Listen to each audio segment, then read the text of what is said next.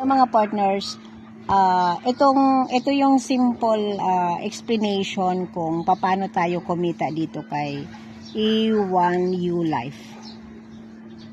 E1U Life. Yan. So, dito meron tayong tinatawag na 2x3 matrix. 2x3 matrix. Paano yon? So, halimbawa, ikaw to, magkakaroon tayo dito ng ito yung level 1. So, level 2. May 4 tayo na level 2. Pasensya na sa sulat, ang pangit. Okay. And then, sa level 3 natin, meron tayong 8.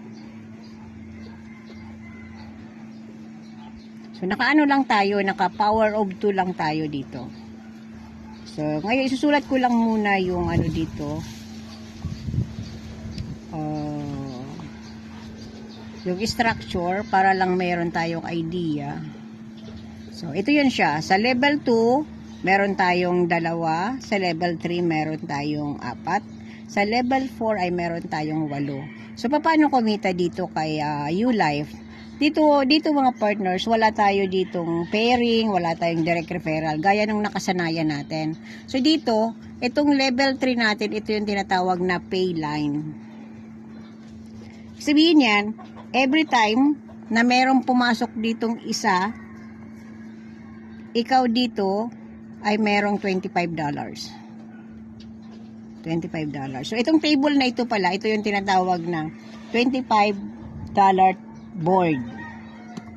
O, dito sa $25 board, so dito, itong level 1 natin na to, halimbawa si A pumasok dito, ito, wala tayong kita dyan. So, dito, wala rin tayong kita dyan. A, B, C, D, E, F. So, tayo, wala tayong kita dyan. Ang kita natin is nandito lang lahat. So, every time na may malagay ditong isa, ikaw ay may $25. Either direct mo man yan, spill over man yan, or indirect. So, ito, pag may pumasok ditong isa ulit, meron ka ulit $25. So, every time na mapupuno yan, lahat yan, $25, $25, $25, $25. Pasok yan, lahat yan naakyat sa'yo. So, lahat yan, 25. So, 25. Hindi nangangailangan na sabay-sabay siya. Kahit isa-isa lang. Kunyari, ngayong araw, pumasok isa, so may $25 ka. Bukas, pumasok ng isa, may $25 ka. So, hanggang sa mapuno yan, guys, meron ka dyan $200. Dito sa $200 na ito, yung isa dito, $25 ay ipang auto re-entry nito. So, kunyari, napuno na yan, $75, $175 lang ang magiging net income natin. So, yung $25, ito guys, auto re-entry yan. So, magkakaroon siya ng another board dito, parang ikakabi lang yan. So, ito gagraduate din, babalik din siya ulit, pupunta rin siya dyan sa'yo.